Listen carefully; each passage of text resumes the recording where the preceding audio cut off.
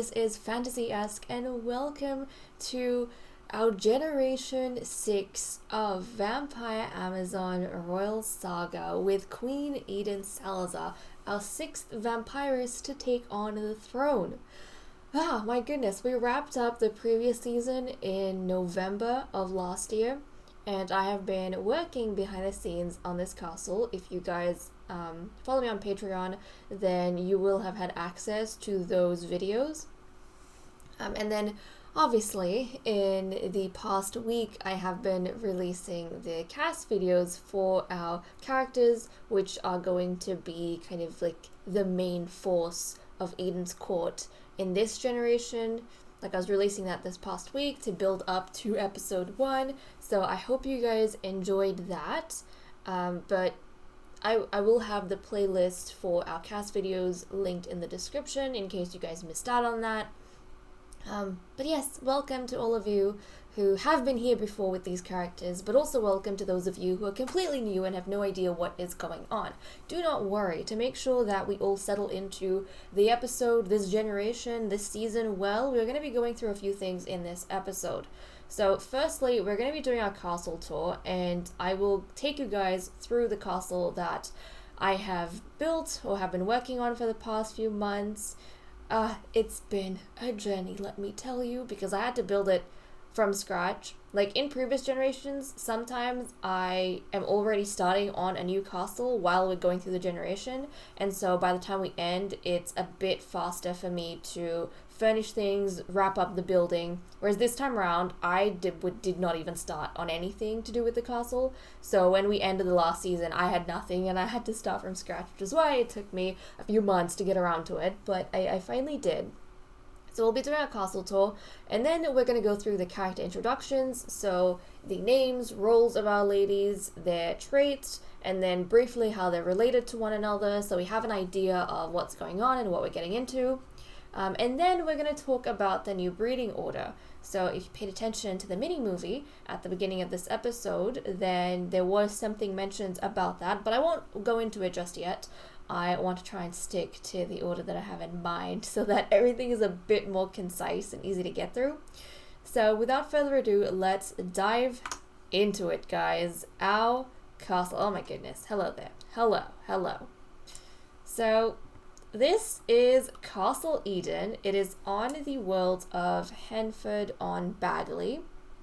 And it's on the lot called Old Mill Hill, which, let's take a look around. I mean, I don't know if there's any other, like, connected lots to this area. I don't think so. I think it's in a neighborhood section all by itself, but everything is, like, covered in snow, or the snow is slowly melting. So I will say the castle is not at its prettiest just yet, because it is, like, still winter. This castle actually looks really pretty, I promise you, when it is like the summer or the springtime and things are green, there's not really any snow. The colors are a lot more vibrant because like the trees and the plants aren't necessarily dead. But hey, that's what we have going on. So this is our castle. It went very much in like grays, browns, and like a golden brown. It's like gray, golden brown, red, black, white sort of theme for this particular castle. And by inspo, well, I suppose, I don't know if it's inspo, but kind of like the direction it ended up going in. Because half the time I don't go in with a plan about what I'm going to build or how I'm going to build it. I kind of just see what I like and then I go for it. But I pretty much completely used CC to furnish this castle. So also, before I forget, this lot will be up on the gallery over the next couple of days, and in the description of this video I will be linking a Google document that has a link to like all the CC that I used to build this castle. So if you want the castle to look exactly as it does in my game, then make sure to download all of that CC and then go get the gallery off the lot with move objects on. And because it's CC, you might have to look under like custom content when you're on the gallery. Make sure you tick that box and then it should come up. But yeah, okay, like I was saying before I got sidetracked, my theme that I kind of ended up going for was very much like Japanese, garden, Fire Nation, black and white sort of theme. It's kind of like slightly modern. That's kind of what I ended up going with for this particular castle. And I don't know why, but I actually really, really like it. It's like a combo of a bunch of things, which you'll kind of see. But okay, let's take a look at the grounds because that is important. So you can kind of see this is like the entrance we have going on here. We've got this portion, and then you kind of sweep off to the back. And I will explain exactly what is happening. But I kind of love the fact that we have this fortified compound.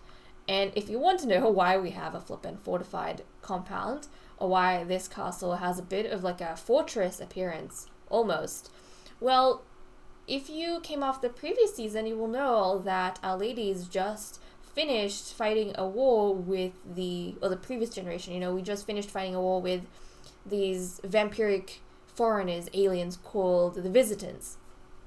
And so, because they kind of fought off this war, now there is this sense that we need to be a bit stricter when it comes to defense, and we can't kind of leave ourselves open to any, hostile forces that come through in the area. And especially because Henford and Bagley is kind of like a new part of the empire and the territory, I feel like they would want to be more secure. And also the current queen that we have in the previous generation, she was a bit more conservative in that she didn't want to go out and attack the Visitants. She wanted to stay back and focus on defense. So that's why this castle has a bit of a fortress compound going on. But I actually really like it.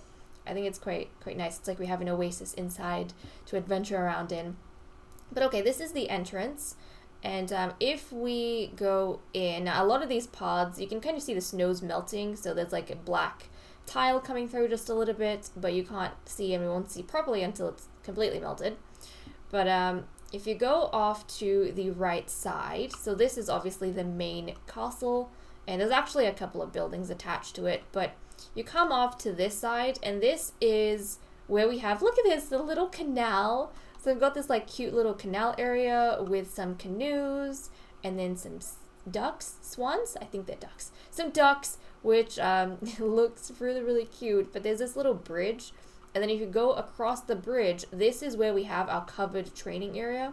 So we have this roof because obviously we're dealing with vampires, and oh yeah, we've come this far in. So, and I completely did not mention this because I just assume everyone's come from like the first generation and we've been moving through this together. But I did say that there might be like new people in the like new viewers for this video. So if that is the case for you, I'm sorry I didn't mention this, but the premise of this entire saga is the Amazon challenge in The Sims 4. So that's where we have a bunch of ladies.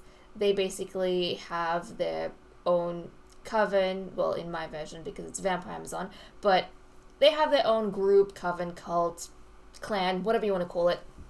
And essentially the whole purpose is to have more daughters and continue your lineage and your legacy, and males are subservient, they're not necessarily equal to you, which, those kind of were the original things we started off with, and then it's kind of grown, maybe not much, but it's grown from there, and we've kind of created our own kind of fantasy world and story, using that as a premise. So yeah, that's kind of what's happening over here. So anyways, this is our training area.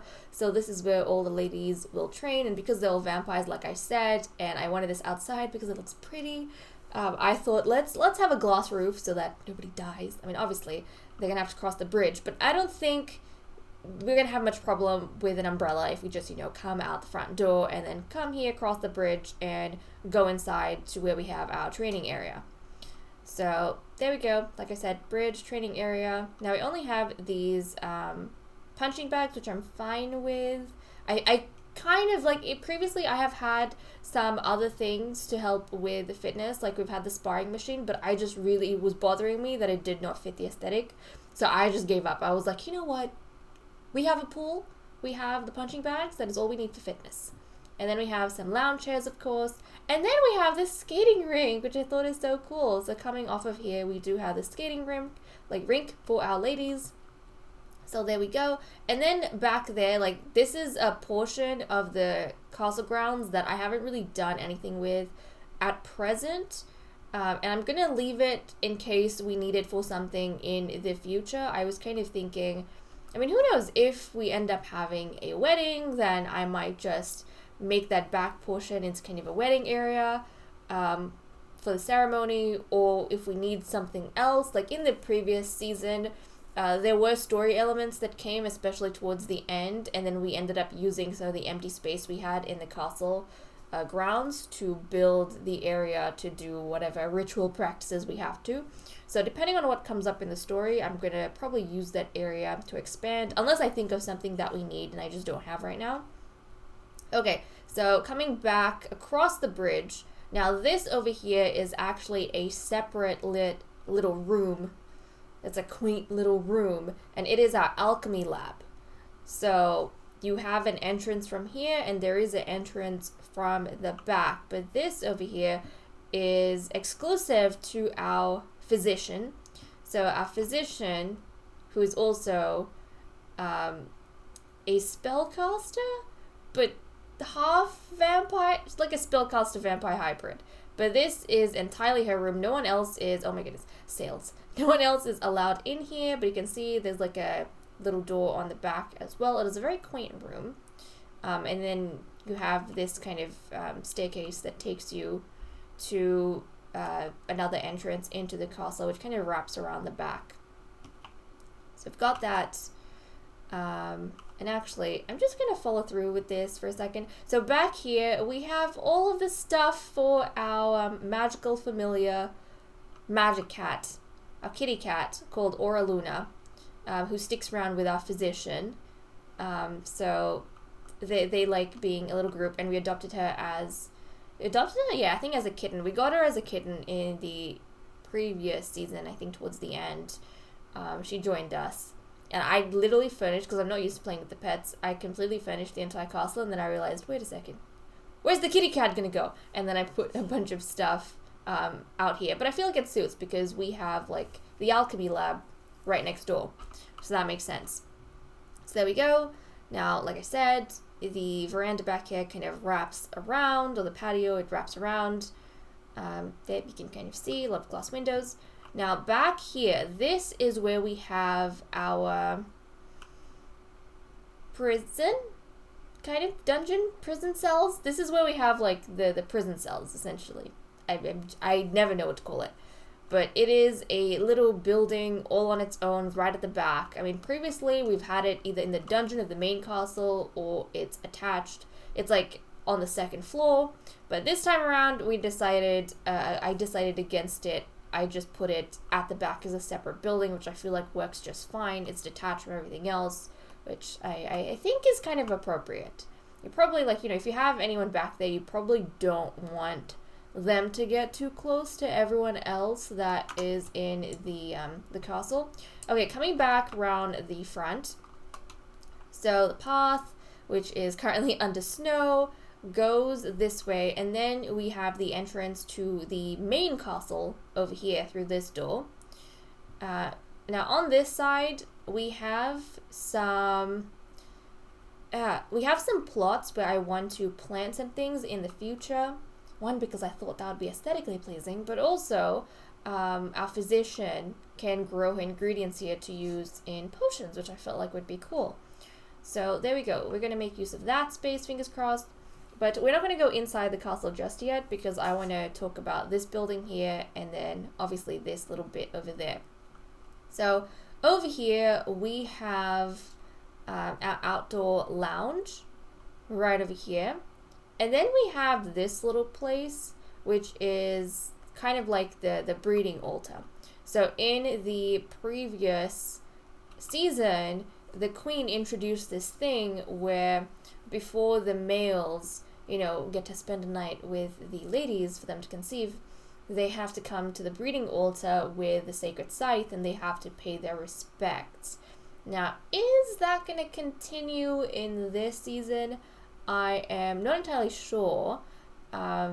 because I mean, I built it, but I don't know if Queen Eden is going to maintain that part of her mother's rule, or if she's going to change a bunch of things, because like she said, a bunch of things have to change. I mean, this doesn't necessarily affect the the breeding, but I don't know. We'll have to see. It could be argued that we had all girls and only girls because all the forces of, you know, Earth, nature, the afterlife, and so on, they were quite happy with the vampires for whatever reason and decided to bless us with a bunch of girls and no boys, and only 3 pregnancies, which a bunch of us were kind of bummed out by because we like it when a lot of our Sims get the chance to have like daughters of their own.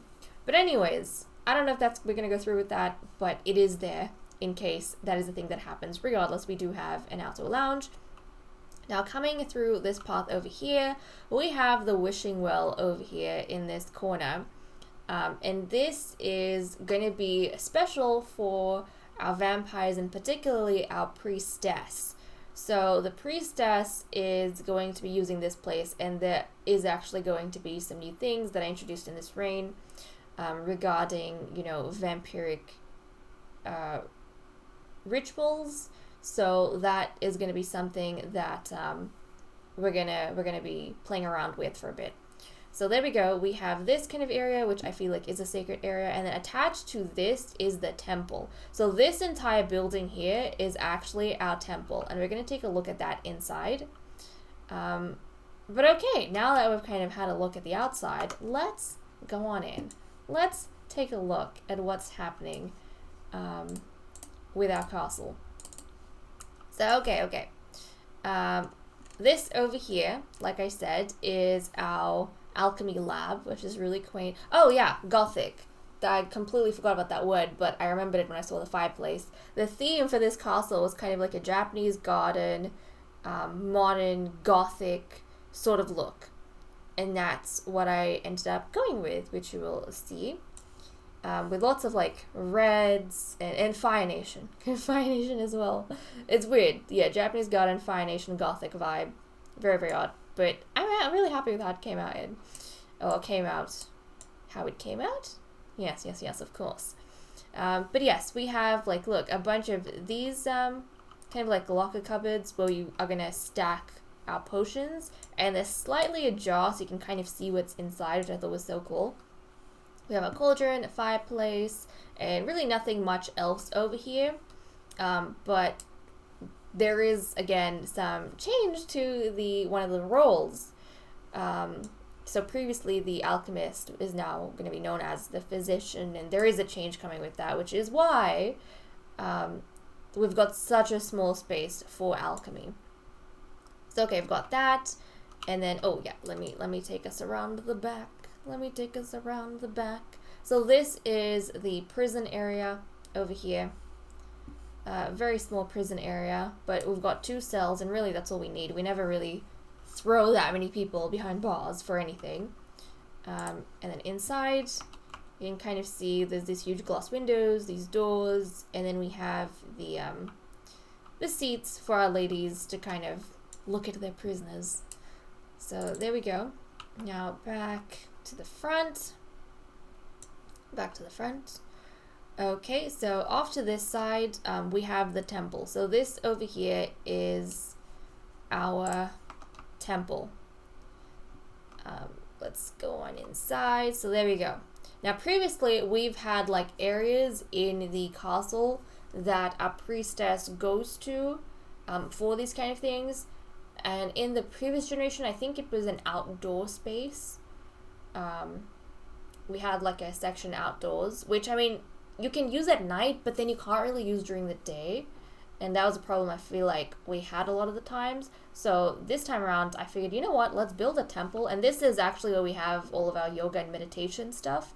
And I thought, when we're not using it for story purposes and for rituals, our ladies can at least come here during the day even, and they can use it for their wellness skill, which makes sense, right? Being in the temple gives you peace of mind.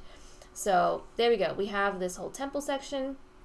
And this is why, like, previously I think we had the yoga mats put with the fitness stuff, but this time around I was like, nope.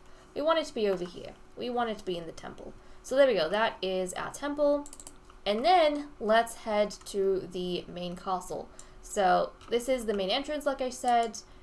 We go on in. We have this hallway. So again, cupboards, lockers, stuff over here. We've got some seats around here. Now this castle, there's like plenty of paintings on the floor, like stacked paintings and pottery that I put around here. I just kind of was really digging that aesthetic, which started in, I think, the throne room and then kind of went from there. But yeah, I really liked that, so it continued into all of the rooms. But this whole section, like the downstairs right side, is essentially the games hall. It's known as the games hall. So you come through, you have this area with the cards table over here, and then darts. So, you know, this is kind of like the entertainment hub of everyone coming on in. And you go around the back, and you have an organ, we have the foosball table, and the bubble blower.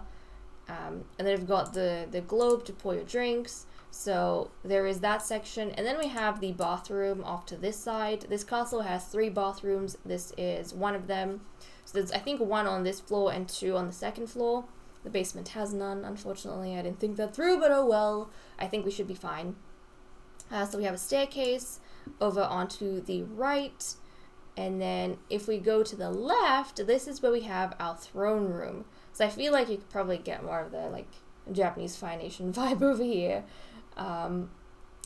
Definitely more of that.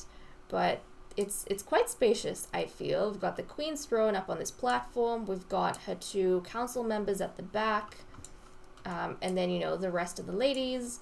And then we've got a bunch more seats because obviously, you know, as the castle grows, they have kids and stuff. We're going to need those seats for them to fill into. I have a nice fireplace over here. We've got this kind of lounge section that's attached to that. And then we've got another lounge section up here because when we throw parties, a lot of the time we will be having guests. So we need, you know, them to sit. We need somewhere for them to sit. And at least this way they can come here. So there we go.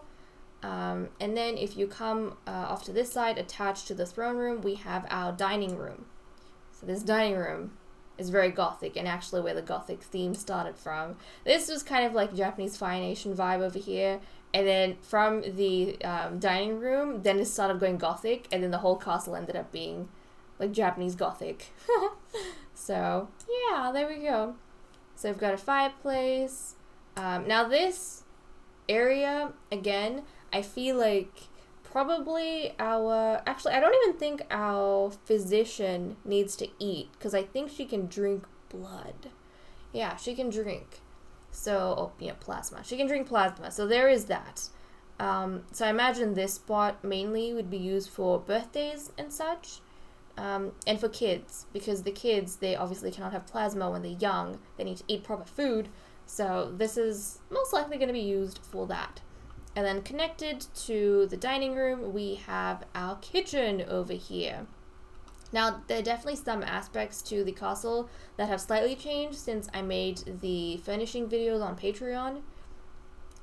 Just because, afterwards I felt like I needed to change the aesthetic a bit, or I changed my mind on something, so I adjusted a few things here and there. In this case, it was the fridge and the oven. I had like a bright yellow one, and it just seemed too modern to me. I mean, we definitely have some modern aesthetics, especially like with some of the lighting, but there's some things that don't bother me, and there's other things that really bother me, so I ended up changing it to this one from Realm of Magic, because I just feel like it feels more fantasy.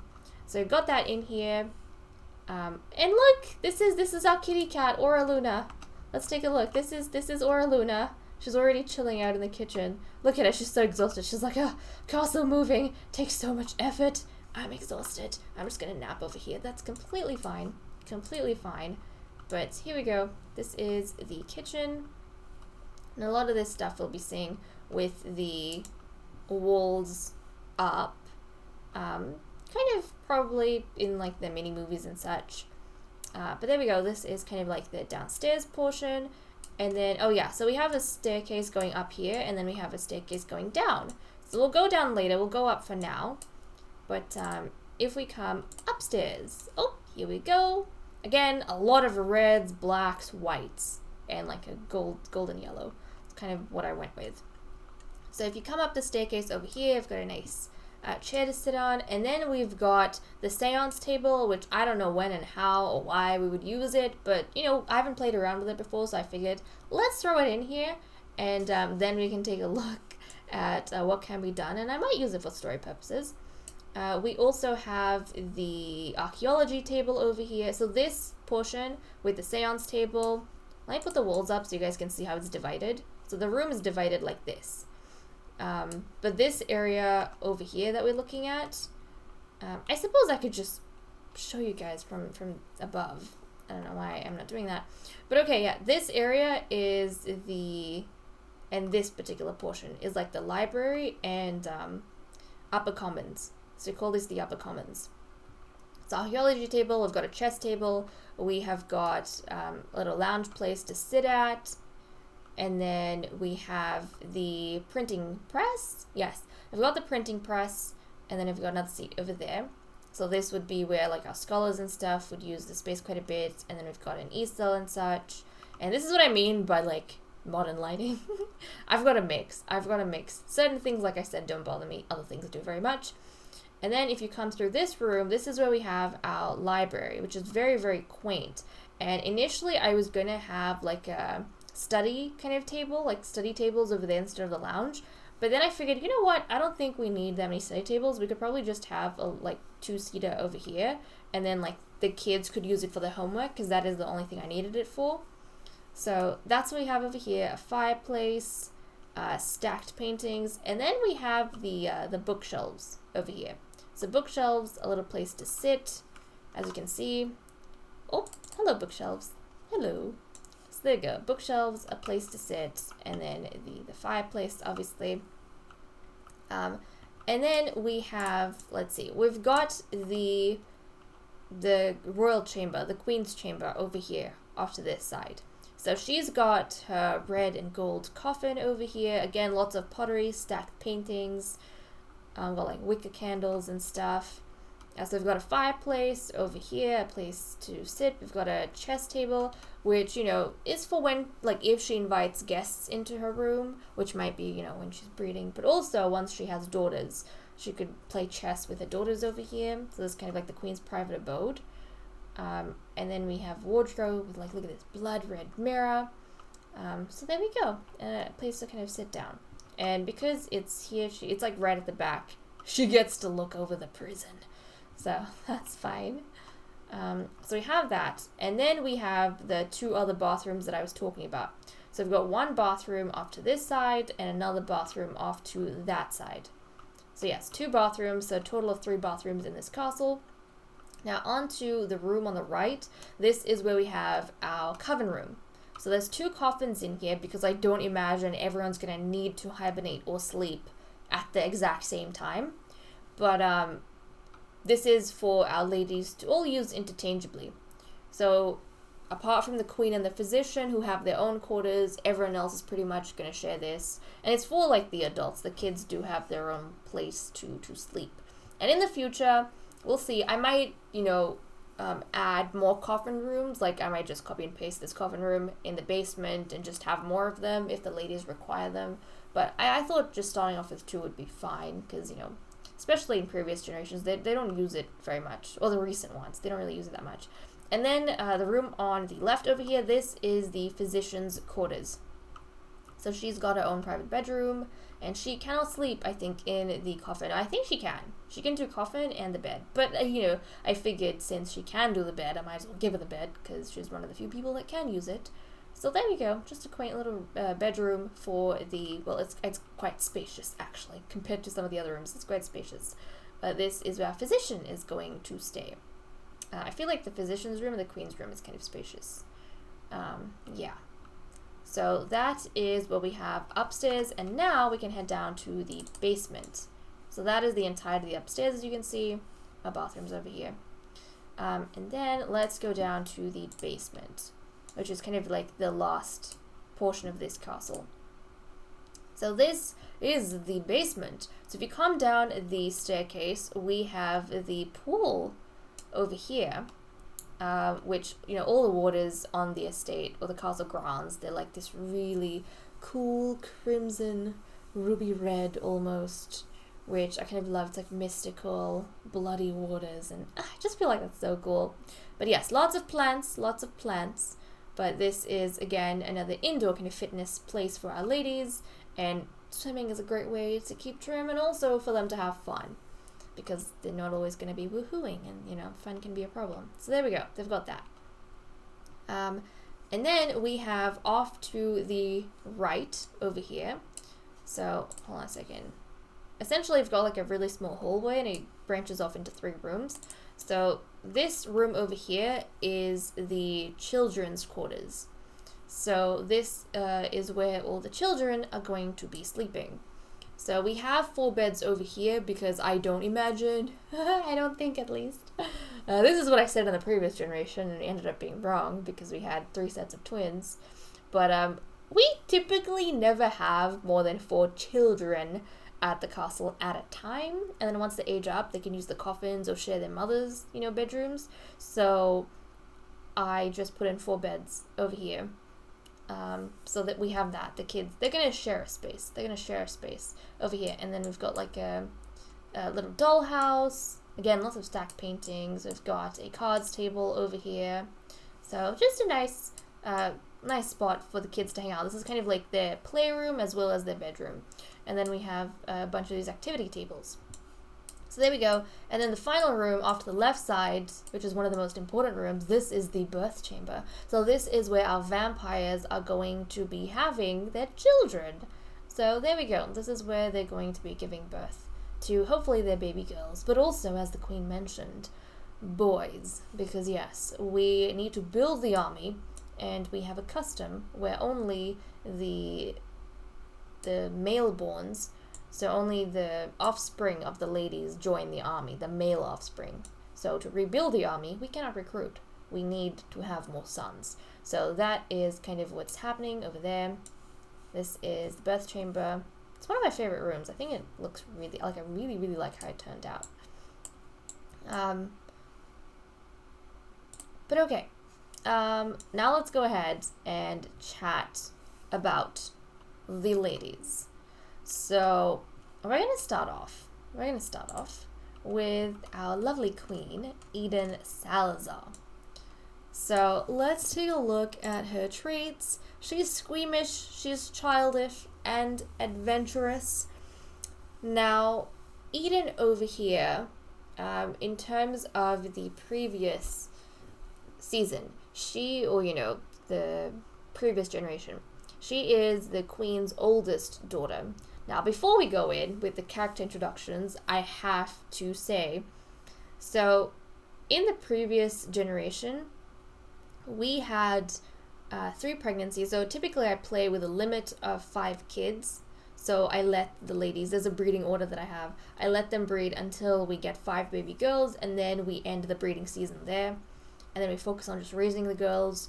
Now, in the previous generation, we had 3 pregnancies, and every single pregnancy was twin baby girls. So we filled up, we went from 5 to 6 like really quickly. So there was a bunch of Sims that actually didn't even get a chance to breed because we reached the limit before we could get around to them in the breeding order. But Eden over here, she was from the second set of twins that we had born, but the first royal set. So she over here has a twin sister, but she's the older twin. Now, her younger twin is off on the left, Lady Guinevere Salazar. So Eden over here, I feel like a bunch of you will be able to kind of fill the gaps in the comments below, but essentially Eden growing up, she was a nice princess, I will not lie, she was quite nice, and she was like adventurous in the idea, like there were a few characters that kind of had these prejudices against certain others, and there's like a very strict social hierarchy within the vampires, so they look down on, the young ladies or girls who don't meet those certain requirements that they have to be part of the elite of the vampire race. But Eden didn't really believe in all of that, and she treated everyone the same, more or less. She treated them equally and well. So she was adventurous in that sense because she was broad-minded about a lot of things growing up. But because she, was a princess and the heiress and treated the way she was, she grew to be very squeamish. So she really doesn't like getting icky or her hands dirty or having to do things by herself. She's kind of used to the privilege of being royal. But also she's quite childish. So I take that to mean as she looks very much at what's enjoyable or what has to be done in the present, like what satisfies her in the present, rather than having the vision for what might be required long term. And regarding a few things, she might be quite short-sighted. But that is why she's very reliant on her counselors. That is why. Because in the mini-movie, we kind of saw that, she took the throne, but she said, I can't do it alone. I need trusted advisors to help me. Which some might say is a dangerous move, because with previous queens, they have been very quick to consolidate their rule and then also to kind of make it clear that they're the ones in charge. Everyone else is subservient to them or under their rule. Whereas Eden, she's almost kind of showing her belly, right? Where she's showing her soft spot.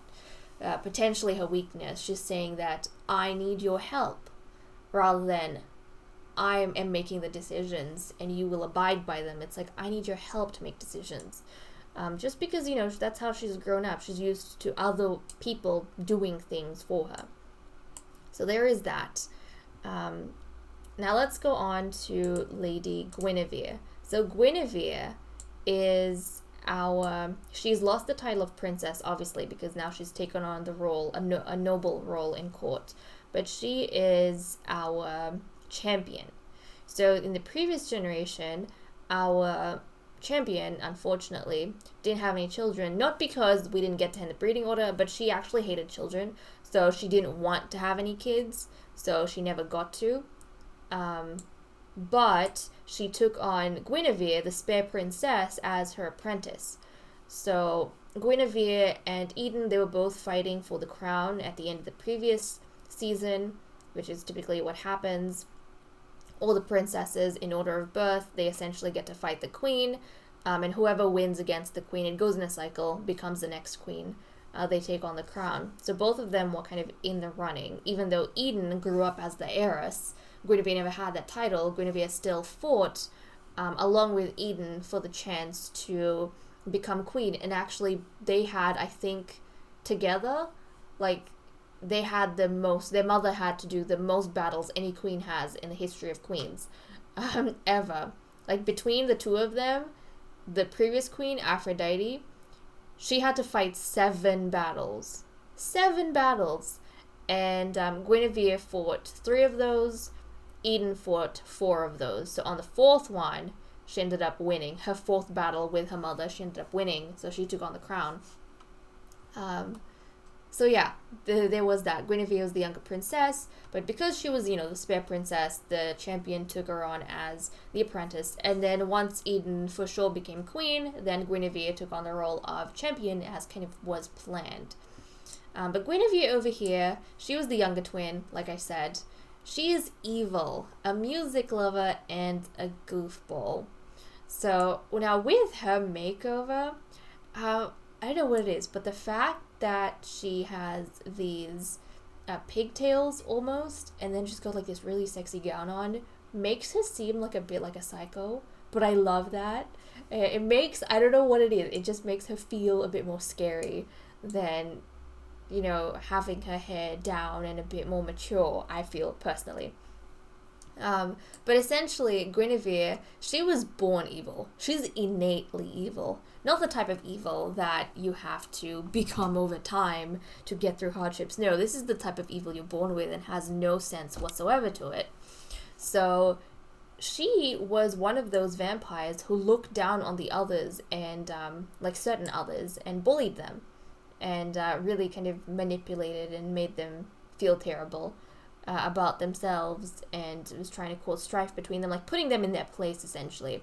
And I feel like a lot of it partially came from her privilege of being a vampire, of being a Salizar, which, is the royal family. And in fact, both Guinevere and Eden, like both their parents, their mother and father, is a Salazar from the same bloodline. But their father was, I think, their mother's great uncle or something like that. But yes, it was all inbred. The result of inbreeding. So they have like this sense of superiority that, they're one of the purest vampires out there. So that really manifested in Guinevere. So that might be why she's evil. But also, why she was treating certain others in that way. And then as she grew up with her music lover trait, she kind of developed this thing where she found the sounds of pain and torture and distress to be like music to her ears, and she enjoys that sort of thing. So even the idea of, going to war or battle, potential deaths and consequence, she kind of, that makes her excited, right? She finds that to be beautiful, the beauty of life. Whereas others are trying to avoid it, she's kind of like seeking it almost. And then her goofball trait, her, again, like playful, but I think it's more, she's got this very odd and sadistic sense of humor. Like she finds it entertaining when others are in pain and she's causing misery to others. That's her being playful. So that is the younger, sister of the queen. Who we're not referring to as princess because she's not anymore. She's a lady. But growing up, she and her sister, they had an interesting relationship because she and her sister are very close to each other right now. They're the closest. Which is why Eden extended the invitation to Guinevere to be her first counselor, her first advisor. But Eden always kind of, because she was the heiress, right, and her sister was second born, she knew that the throne and the crown was like hers. It was her birthright. And so because of that, she never saw her sister as a threat. Like Eden never viewed Guinevere as a threat, and she always assumed that Guinevere, didn't want what was Eden's either. But Guinevere, not the case. She, ever since she was young, has always been vying to be the heiress and to be the queen. And she always wanted to be in the limelight, but she never really got the chance. And yes, she would congratulate her sister, and she'd say certain things to her sister about, how you're heiress and all that. But she made it sound as though she supports Eden, which Eden kind of took at face value. But Guinevere doesn't really. Guinevere has been eyeing the throne for her entire life, and she always felt like she was the smarter twin and that her sister was incapable of being queen. And funny thing, at the end of the previous generation, we were kind of taking a look at who everyone, like in this generation and in the previous generation, which princess they sided with, depending on like who they had a higher relationship with. And actually, I think a huge portion of the court, like majority of the court, 80% probably, they actually were supporting Princess Guinevere, and only like 20% were supporting Eden. But unfortunately, Eden ended up winning, so, who knows if that's good or bad. Obviously you wouldn't want an evil queen, but a bunch of them did, because they felt as though Guinevere was the more capable sister. Even in terms of the war, like, she had more foresight than Eden did. Eden was like, let's stay back and defend behind castle walls, whereas Guinevere was like, no, let's go attack them, because if we sit around waiting, they're going to come get us. And then we'll be at a disadvantage. And they didn't listen to Guinevere. They kind of went with Eden, I think. But in the end, they were forced to go into battle anyways. Because one of their ladies, I think, ended up being kidnapped. I think it was Meredith. Meredith ended up being kidnapped. So they kind of were forced. Was it Meredith or Lagatha? Who was it? It was Meredith. Meredith ended up being kidnapped. So they were forced to go into war with the visitants. So, whatever Guinevere said ended up coming true anyways. So there was that.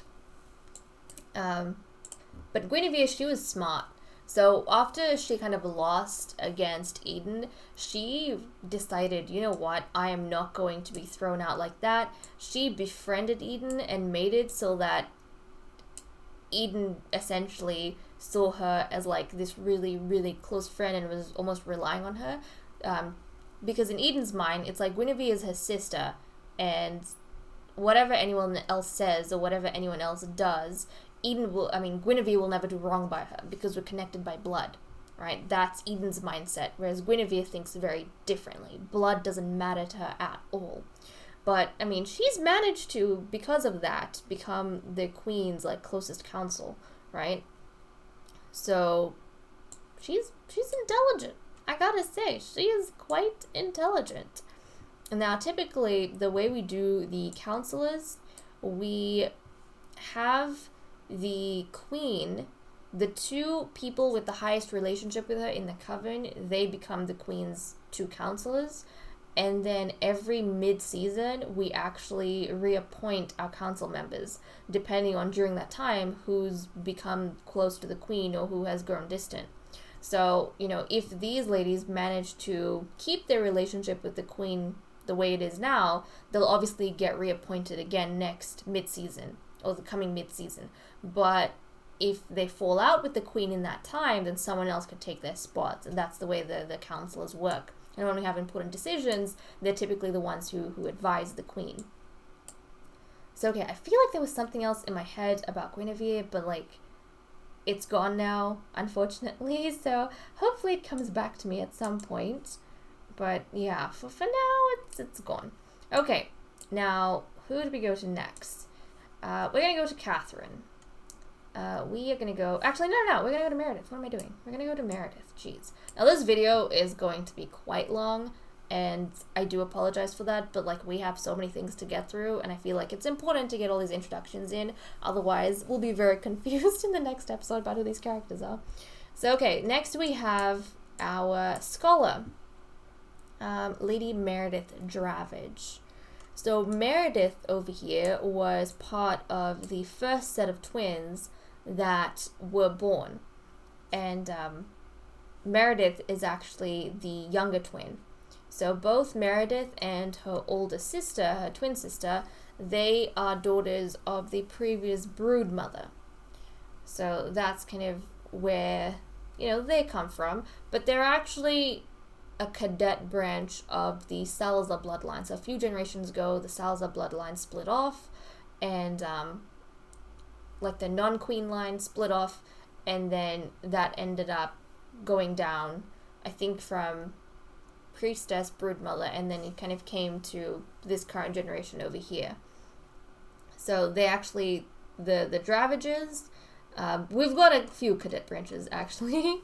At this point, everyone in the coven is, like, related. They're all root from the Salizar bloodline, which is the royal bloodline. We had other ones, but they've all slowly died out across the generations, and the Salizar bloodline has kind of survived, and they've branched off into cadet branches.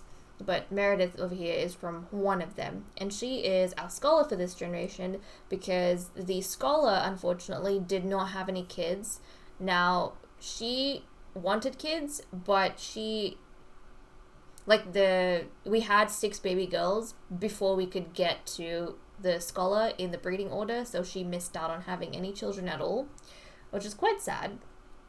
But because of that, similarly to the situation with the champion, she decided to take on one of the spares as her apprentices, and the brood mother, since the older daughter, Meredith's sister, was going to inherit the role of brood mother, Meredith didn't have any role to inherit. She was a spare. She became the apprentice for the scholar. So she's, taken on this role, and I think it's interesting that both Guinevere, the champion, and Meredith, the scholar, have been appointed as Eden's counselors, because in the previous generation, like right at the beginning, the first counselors that the queen had, she also appointed the champion as her first counselor, and then the scholar as her second counselor. So I just thought that was really cool. That was really interesting. So I suppose their mentors taught them well. But Meredith over here, hold on a second, wrong sim. She's materialistic, she's an art lover, she's proper. Now, she, unlike Guinevere, she's got this idea in her head to try and use her knowledge to, balance the court and make sure that the stronger personalities are kind of kept in check just a little bit, because I think she, like a lot of them, recognize that Eden isn't necessarily the strongest queen, and she needs the support of people like Meredith, who are going to keep other more ambitious people like Guinevere in check. So with her, like, I think she grew up proper. She was proper from a young age in that she loves all things vampiric. She just adores the vampiric culture, vampiric practices. They're, not so much the hierarchy, but almost the hierarchy. And then art lover, again, anything about their history, anything like vampiric, really, about the Salazars, their bloodline. She really is quite fascinated by that, and she's also materialistic in that she needs to see results in order to be satisfied with herself, and to be satisfied with her lot in life. She's not really, I suppose, the philosophical kind. Like, she needs to see physical progress, right? She's that type of person. Now, I talked previously about how there were some Sims that were kind of lower in the social hierarchy, and therefore they were bullied by like the elite vampires. And actually Meredith and her sister, the Dravagers, they were very low in the social order because the vampires for a long time have had this practice that you need to have sharp ears and glowing eyes, we used to say, right? Sharp ears and glowing eyes to count as the vampiric elite. And if you don't, then you're considered tainted. Your bloodline is tainted, and they look down on you for that. So Meredith and her sister's parents, they both had the eyes. I don't think both the girl, their father didn't have sharp ears, so his bloodline was a bit tainted, but they both had the eyes. Now, unfortunately, they did not inherit, for some reason, their parents' glowing eyes. They had the dull human eyes. And so they were considered tainted by their father and also by some of the other vampiresses, including the Princess Guinevere. So she really made their lives miserable growing up. And I think Meredith always wanted to be like those elite vampires.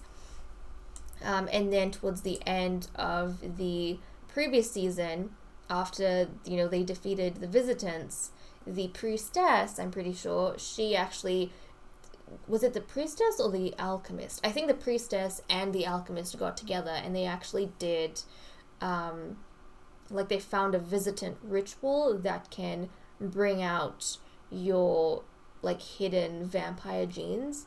And both Meredith and her sister, they had glowing eyes in their dark forms, but not in their normal forms. And so they kind of transferred the glowing eyes from the dark form to the normal form. But as a result, they went blind in their dark form. So there was that thing that happened, and then after that kind of transformation, they looked like the vampiric elite. So they had that. But obviously since then, you'll notice their appearances have all changed. Because if you looked at the cast videos, there was a little slide that mentioned the vampire race is going through an ascension. The benevolent goddess has blessed them with new eyes and ears to set them apart from the lower bloodlines. And this is the result of that change. So that means this whole glowing eye thing, we don't have that anymore. Now they have these really cool elfish ears now. Everyone has, everyone in the coven. They have, including the physician, who's like a vampire alchemist hybrid, a vampire spellcaster hybrid. They all have these elfish ears, and they all have light-colored eyes.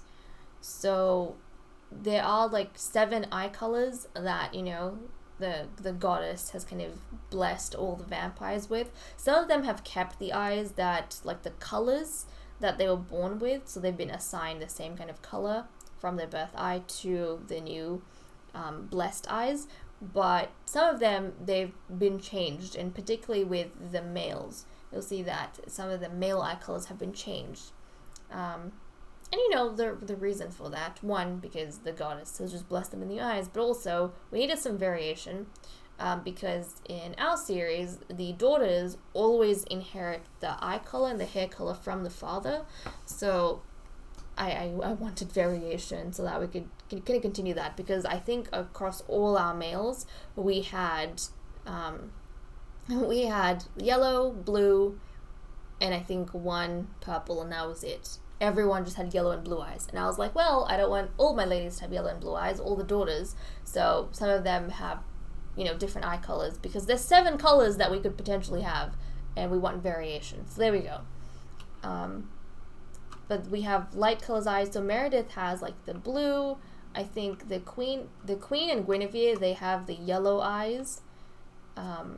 They've got the yellow colored light eyes. We've got green over here on Lagatha, and then we've got periwinkle on the physician, which is kind of hard to see right now.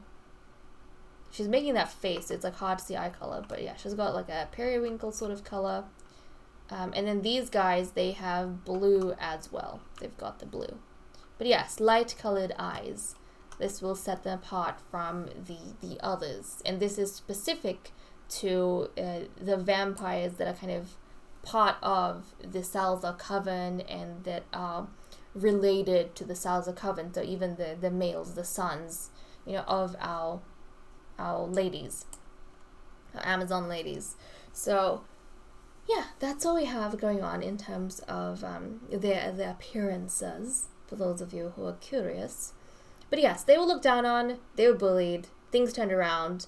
Surprisingly, I'm pretty sure, Meredith, even though she was bullied by Guinevere growing up, I think she sided with Guinevere at the end, like when they were choosing which princess to support. I'm pretty sure Meredith, she chose to support Guinevere, because she felt, I don't know if it was Guinevere, I don't know if it was Meredith or Lagatha, one of them, they chose to support Guinevere because Guinevere, felt like, in the grand scheme of things, the safer option, because yes, who's going to protect them from Guinevere, but Guinevere is going to protect them from like everyone else who's out to kill them, right? Whereas Eden, she's kind of hiding behind her castle walls, hoping that everything's going to be okay. So anyways, this is Meredith over here, and at the end I will go through their family trees so that we can see like how and where they're all connected, because it can get a bit confusing. So the next thing we're going to jump over to is Meredith's older twin sister, Lagatha Dravidge, who just looks ravishing, I have to say. Now Lagatha, like I said, she's the brood mother. She inherited this role from her own mother, and with Meredith, she always had the more reliant personality. Like growing up, Meredith was quite soft-hearted, and they had these huge expectations growing up, because even though their father looked down on them, their mother raised them with a lot of love, and so they expected that the castle was going to be just as loving. And then they got there and things were very different. People looked down on them, and they just weren't as welcome, left to their own devices, having to kind of fight their way through things, just like the social pressure of being there, and then realizing that they were different, which they never felt before at the creature cradle, which is where all our babies are sent until they're children, and then they're moved back into the castle. But they never felt that they were different, and then finally when they moved in, and the princess started bullying them, and then they realized, oh wait, apparently we're deficient, right?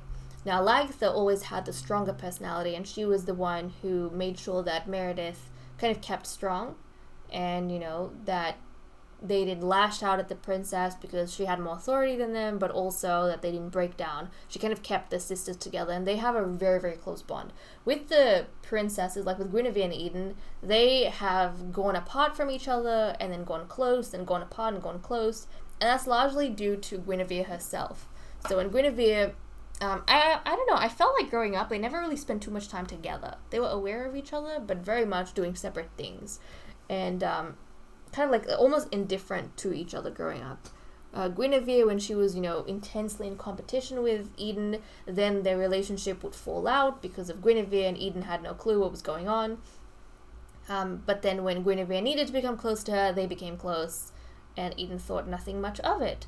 Whereas with Meredith and with Lagatha, they have always been really close to each other and stuck to each other like glue. And their relationship has not wavered at all, and I really love that about these twin sisters.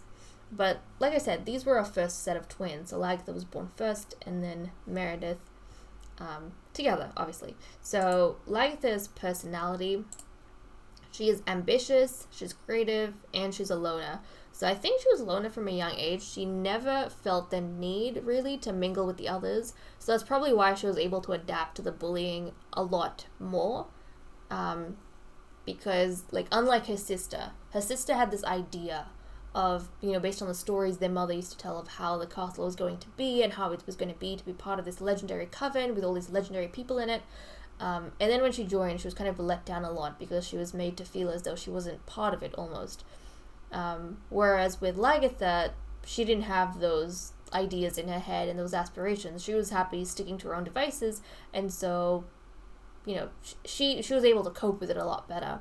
And then as she grew up, she kind of found more creative ways to help herself and her sister through what they were, going through at the time, and to improve themselves, and they strove to become, really powerful and capable vampiresses so that they wouldn't be looked down on by others. And for her sister and herself, and also to continue the mother's legacy, Lagatha also grew up being ambitious, or became ambitious later on, but mainly to do with her role. She wanted to do really well because, they have trained a lot, now they have these responsibilities, so obviously she wants to make sure that she lives up to the expectations that people might have of her, and she doesn't give them a chance to look down on her. So that is Lagatha. Then we're going to go off to Lady Catherine Dragon, our priestess. So Catherine over here is the priestess's daughter. Yes, priestess's daughter, along with her younger twin sister. So she's the older twin sister. She was from the final set of twins born in the previous generation.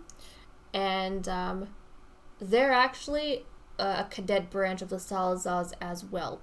So the dragons and the Dravages are actually cousins. So they're too far removed from the Salazars to be cousins with the Salazars, but they are cousins with the Dravages because their mothers were sisters.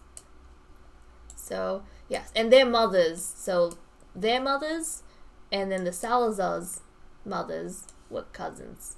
So it's confusing. It's very confusing, but yes. So they're not cousins, but their mothers were cousins. First cousins I'm talking about. So Catherine over here, the older daughter of the priestess, so obviously in line to become priestess, and she's materialistic, a bookworm, and romantic. So growing up, she kind of read all of these romance stories and sagas and novels, and especially like looking back in history at the great lovers they had. She's always had a more la sort of whimsical look at the world, and she is materialistic, but I feel like in the sense that she kind of wants access to, like, she likes having access to physical knowledge and learning about things, and also she's always been curious about, the priestessly things that her mother was into, and she always knew it was going to be hers one day, so that made her more curious about it. But also, even when it comes to romance, she likes having that physical connection with someone instead of, pining over them. None of that. She likes actually having a physical connection and making it clear that, this is mine, essentially. She doesn't like ambiguity, I think. So that is Catherine, and she actually had a pleasant personality growing up. They were. I think she was nice to the princesses and also to the Dravages. She was kind to her cousins. I'm not sure if she was aware. I think she was too lost in her own world to be aware that they were going through some tough things, but she, was pleasant with them whenever she had the chance. And then we have her younger twin, Lady Elaine Dragon, over here in black. So Elaine is the younger twin of Catherine. She's the castle keeper, so eventually she'll be moving out to Forgotten Hollow, where we have our original Generation 1 castle. And she's going to be tending to the castle there, along with some of our soldiers. And also, we have this role of castle keeper in every generation sent back to either appointed from the gallery if we don't have 6 children, or when we have extra children from, the generation, and they're sent out as castle keeper because we have all of the vampiric urns in the Generation 1 castle. So that's where, they go to pay their respects and also to tend to the spirits. So, yeah, Lady Elaine Dragon. Now, she is evil, a music lover, and she's genius. So, with Elaine, I don't remember if she started off as evil or if she became evil. I don't remember if she started off, like, if she's innately evil or not. But, actually, no, I think that was something she developed, actually. I think when she was young, she was a genius, so she was very intelligent. And, she always kind of got along with her cousins, and she got along with the princesses. They never really had any problems with each other. With Catherine and Elaine, they were born with the vampiric eyes at the time, like according to the system we had. They had the vampiric eyes and the sharp ears, so they had no problem with the princesses. And actually, one of the things I just remembered is that in the previous castle, unlike this one, we had 2 bedrooms for the children, and each of the bedrooms had 2 beds. And like I said, I did not expect us to have more than 4 kids in the castle at a time, because I didn't think we would have like 3 sets of twins born one after the other. So there was a point in time where we had 6 children in the castle, but obviously not enough rooms. So because the Dravagers were the, firstborns, they got one of the bedrooms, and then when the princesses moved to the castle, they got another bedroom. But then when the dragons moved in, we had this conundrum for, where are the dragons gonna go? And this is another instance of when the Dravagers were treated really unfairly. Guinevere essentially threw a tantrum to her mother, and she almost manipulated the queen into moving the Dravagers out so that the dragons could take their bedroom, because the dragons were a bit more socially elite since they were not impures, right? Since they weren't of a tainted bloodline, since they had the genetic markers of elite vampires. So they got the Dravage bedroom, and then the Dravagers were moved to the prison cells to stay essentially in and sleep in the prison beds, the prison bunks, until they became teenagers and they moved out of there, and then they had access to the coffins. So yeah, there was an instance of that. So like I said, the dragons, they were kind to their cousins growing up, but also they didn't say anything with their cousins when their cousins were kicked out of their quarters. They kind of let it happen. They kind of looked away. So there were definitely instances of that. But growing up, they had a decent relationship with each other, and Elaine, started liking music because, she's intelligent, so she kind of, I suppose, enjoyed classy things like that, but also maybe music was a way to kind of stretch her imagination and extend her intelligence. So she enjoyed that, right? Musical intelligence. And then we found out I am pretty sure when she became a young adult or an immortal, we found out that Elaine is actually evil. And the thing about Elaine, therefore, is unlike Guinevere, who makes her evil nature known, or her personality, her rotten personality known, Elaine doesn't. So nobody really knows that underneath this sweet facade, she has this evil mind. And actually, Elaine, growing up, she always seemed so sweet. So we always thought she was all like, it's sweet Elaine, the youngest one. It's our youngest vampiress. It's Elaine. And then we found out it's not Elaine, it's Elaine. So, yeah. Elaine over here, she's also, like, after she became an immortal, there were instances where she used her knowledge of the vampiric politics to manipulate Guinevere into doing evil things. Because obviously Guinevere, she would do these things and she would have no problem. And Guinevere didn't realize she was being manipulated by Elaine because, one, Elaine's younger, and also Elaine always, she's a sweet one. So why would Elaine do anything like that? And Guinevere thinks she's the big bad evil wolf here, but actually, behind the scenes, in the shadows, it's actually Elaine who is the scariest one, because Elaine, as well as being evil, is a genius. So she's very intelligent and she knows how to hide her tracks. So she, unfortunately, It was always between her and Meredith about who was going to become scholar. And unfortunately, Elaine, she's getting sent out to be the castle keeper, which is supposed to be a great honor, but also Elaine's kind of wanted to, pull the strings from within the castle.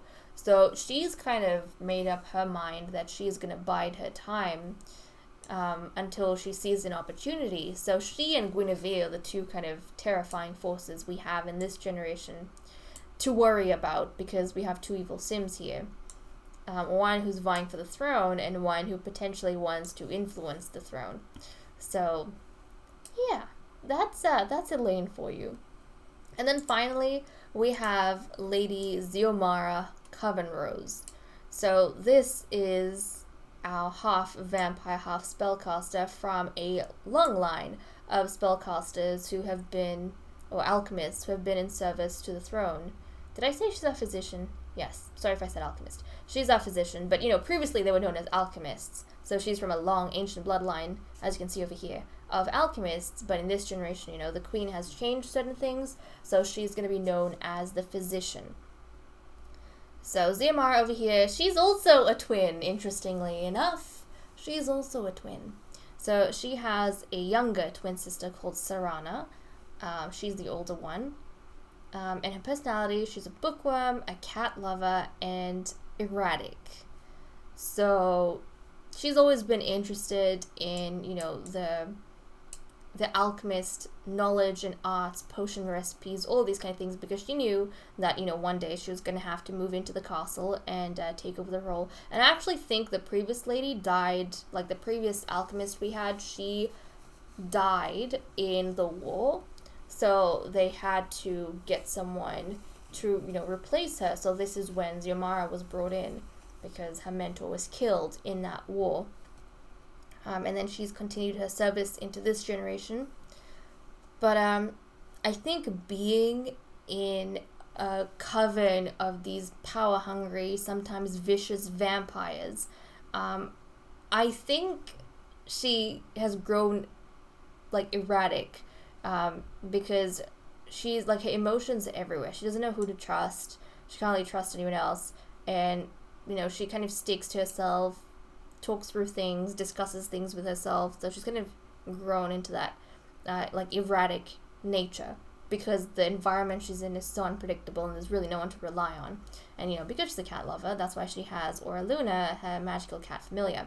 Now, Xiomara is actually in a romantic relationship with Catherine. So they do have feelings for one another, and they're quite openly, I'm pretty sure, together. So we'll have to see what happens with their relationship, if that even lasts or it doesn't. But there is definitely that going on between them. And I'm glad that it's Catherine, because, Catherine over here, she's one of the nicer ones. She's one of the nicer ones. But yes, Catherine, she didn't look down on Xiomara, and the alchemists previously, they've kind of struggled a little bit as well, depending on which rule they've been under. They've been discriminated against. I think the previous generation, they did pretty well. They didn't have those same issues. In fact, I think Xiomara had a better run for it than the Dravages did. She actually had a better time than the Dravages did. But yeah, she's managed to kind of settle in with everyone quite well, if I'm not mistaken. Yeah, she's managed to befriend almost everyone, except for Elaine. Almost everyone. And she's become really good friends with Catherine, as you can see. So she's kind of securing her place in the castle quite well. But okay, really quickly. But I'm saying quickly, but this video is just getting longer and longer because there's so much content to cover. I apologize, but there's so much to get through. But okay, bloodlines. I said we would quickly go through the family trees so that you guys can get an idea of who's connected to who. So let's quickly do that. So with Eden and Guinevere, as you can see, they're twin sisters over here. Now their father is Major Salizar, and their mother is Queen Aphrodite Salizar. And so Aphrodite was the 5th generation of the Salizar bloodline, and we track the bloodlines through the mothers, not the fathers. And all the daughters, they inherit the mother's last name and such. The sons do as well. So yeah, they are the 6th generation. So their mother was 5th generation. Now, their father was actually a 3rd generation son. So their father was the son of the 2nd Salazar queen. So there's inbreeding here, essentially, which is why they kind of had this superiority complex as well. So that is them. Now, if we go to Aphrodite had a ton of brothers. Now, there's certain vampires that I have to clear from the world, like Aphrodite's father over here, because the world is giving him children that should not exist. So we're going to completely ignore those 2 additions to the family tree. It's like the game randomizing stuff it's not supposed to. But Aphrodite over here, their mother, had a ton of brothers. She was like an only child. But if we go back one more generation to Wisteria, so Eden's grandmother, then Eden's grandmother had a twin sister named Zelda, who was the priestess. And this is where the bloodline, the Salazar bloodline, split off. So their grandmother had a twin sister, Lady Zelda, who was the priestess. And then Zelda ended up having 3 daughters. So Zelda's she had 2 sets of twins. Her first set of twins was Saphira and Galaxia, so our previous champion and our previous priestess, who ended up having, like, that was the dragon bloodline. So Zelda Salazar, her daughters, they got the last name Dragon because, they were the cadet branch. And then Galaxia ended up having 2 daughters, Catherine and Elaine. And then she had a young set of twins, so a boy, Myron Dragon, and a girl, Ciri Dravage. So her youngest daughter, ended up becoming the brood mother. And then Ciri had 2 daughters. She had Lagatha and Meredith. And because, the dragon bloodline, like the dragon name, that was continued in Catherine and Elaine, then Ciri's children had to, they, I think, were dragons. They would have had to eventually change their name anyways, but they were dragons. But Ciri had, like, a secret love affair and marriage with one of the males. And typically in our series, in our vampiric culture, what ends up happening is whenever 2 Sims, regardless of gender, when they get married, then their last names end up being combined.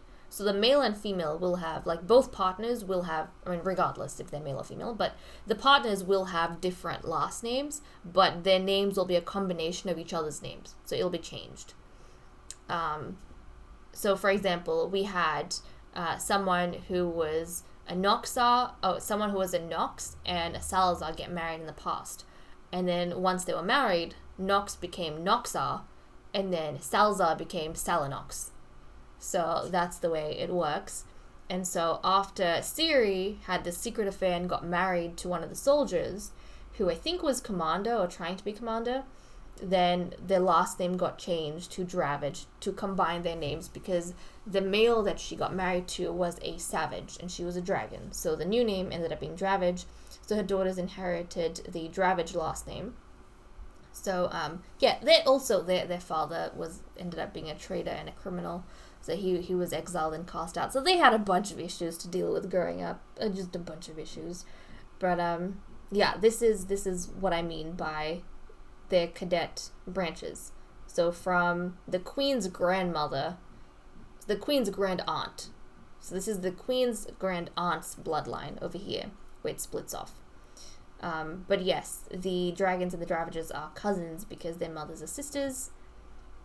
And their mothers are cousins with the, Eden's mother. So yeah, a lot of that going on over here. Oh my goodness, my stomach's rumbling because I'm hungry. But I need to get through some other stuff before I eat. Okay, so we've done, like, all of those bloodlines. Actually, we've done everyone's bloodlines at this point. And Xiomara is the only one we need to look at now. I was like, we have to go through the others, but then I was like, wait, no, they're all connected. So, Xiomara over here, she has a twin sister named Serana Coven Rose, a younger twin sister. She, like I said, is from a long line, ancient line of alchemists who have been in service to the crown. So her mother was Mirabella Coven Rose, who had a very, very brief life before she died. But, she managed to have her daughters before that. And, let's see, Mirabella's mother was Sakura Coven Rose, and Sakura's mother was Marigold Coven Rose, and Marigold was the first the first alchemist from their bloodline. So we've actually had, three bloodlines? Yeah, we've had, I think four ladies that have been recruited, aka from the gallery, right? They've been recruited into, serving the throne, or recruited into the role of alchemist, but only 3 have managed to establish a bloodline of daughters who serve as well. And because the alchemists have been mortal, and in this generation the physician, they've had a name change, and a slight role change, but because the alchemists have been mortal, unlike the vampires who are immortal, quite often there'll be several alchemists within a reign, or we'll have 2 or 3 alchemists within one vampire's reign. So that's just typical. But one of those bloodlines, the second bloodline, so the first bloodline, I think, to establish themselves was the Alcandricars, which I think have died out at this point.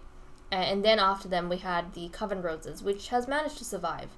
And the most recent bloodline to establish itself is the Valenka bloodline, which I think, right now, the previous alchemist that we had was the first of a bloodline. She managed to have a daughter, but, she died, and then she was replaced by a Coven Rose alchemist. But, if anything happens to Xiomara, then obviously her younger twin sister is going to take over her role, but after her younger twin sister, then the role would go back to the Valenkas, to the daughter that the previous alchemist had. So it's a little bit confusing, but don't need to worry about all of those details. That's stuff that becomes clear as we play and as we go on. But okay, so we have spoken about that. Now the final thing we need to get through at this point is the new breeding order. So previously we have always had the broodmother breeds first, because the broodmother has to go to the creature cradle where she needs to raise all the babies. So it just makes sense to have her baby first, and then she moves out. And because she goes first, she only has one chance, really, because we just want her to get a chance to have a baby and then move out to raise everyone else's children. So it's always the broodmother, and then we have the champion, because, the champion, we should have a successor to the champion under good conditions to protect the princess that is going to come into this world. So we have the champion, and then we have the queen, and then I think we breed from oldest to youngest after that. So it's queen, noble lady, queen, noble lady, queen. So that's how the breeding order normally goes, but like the queen said, things need to change because they have to secure the bloodline. She needs to consolidate the throne, and that's all she's thinking about right now. And obviously they need to also have spares and sons to build up the army again, because we had a few of our soldiers die during the course of the entire war that happened. So the queen has decided that she is going to breed first. So the breeding order has changed. So it is no longer going to be like brood mother, champion, and so on and so on. It is going to be the queen is going to go first, and then it's going to be oldest to youngest with the queen in between every breeding. So it's going to be the queen, next oldest noble lady, queen, next oldest noble lady, queen, next oldest noble lady. So it's going to go in that order until we get the limit of baby girls, which previously was 5 but is now 6. So we have a limit of 6 baby girls that we're going to be having. And the queen has also decided that, unlike previous generations, the castle keeper is going to be included in the breeding order. So if, we don't get, or up until we get our 6 girls, she may have a chance. So yes, she is like in the breeding order. Now, there's no guarantee that everyone in the breeding order is going to get a chance to breed, because like I said, it depends on how quickly we fill up our cap of 6 girls. But we do want the queen to have the most chances so that she can have a princess or princesses in spares, ideally. But the other ladies, they will have a chance in between the queen's pregnancies for that. So yes, the castle keeper, she's going to be included in the breeding order, and the brood mother is going to be as well, but she's not necessarily going to go first. So as soon as we have the first baby girl, the brood mother is going to move out, and after this episode, or maybe the next episode, I'll have to see. I haven't decided yet. Maybe even the next episode, but we're going to have the castle keeper and the brood mother move out, and then when it's the brood mother's turn in the breeding order, we'll just move her back in, and someone else will swap with her, or we might send a soldier there. Actually, I think her uncle Myron is a soldier at the creature cradle, so she'll temporarily move back into the castle, and the soldier can look after the children while she, goes through her pregnancy. And then we'll move her back to the creature cradle. So that's how things are going to work. And also, in previous generations, the brood mother has only had one chance, I think, to have a baby. And then, really, the breeding basically just happens within the inner court, so everyone who stays in the castle. But this time around, like I said, castle keepers included. But also, when it comes to second chances, if we've gone through one round of the breeding order and we still don't have all our girls, then we start the breeding order again in the same order. But Lagatha, so the brood mother and the castle keeper, they can have a second chance potentially. So it's not like they only get one chance and they'll be excluded. They're going to be part of the permanent breeding order. So that is some of the changes that are happening. Obviously, Queen's encouraging lots of children, hopefully, baby boys in between. So the goal is to have, all these baby boys between the 6 girls. Because from the moment we have our first girl to, as soon as we have our last girl, no more breeding, even if we need sons. So, ideally, even though we want our ladies to have daughters, you want the sons to be born before the 6th girl. So that we can build up our army. So that is kind of what's happening. Also, because I am traumatized from the amount of twins we had in the previous season, I have taken out all the lot traits in this particular castle for multiple children, so we don't have any of those lot traits at all. We don't have the vampiric one, we don't have the normal one, there is no lot traits, and then none of these ladies have any personal traits over here that's going to give them a fertility boost. But I do think twins have an increased chance of having multiples. We'll see how that goes. But more likely than not, they'll be having just single children. And that is because I actually don't want twins. I don't mind if it's a boy or girl, or boy twins. I don't want female twins in this season, fingers crossed, because I am traumatized. I was really excited in the last season, but after a whole season of just twins, I'm a bit traumatized and I want single children. So that is pretty much it. Oh my goodness, this episode ended up being an hour and a half. I apologize, but there was just so much to cover.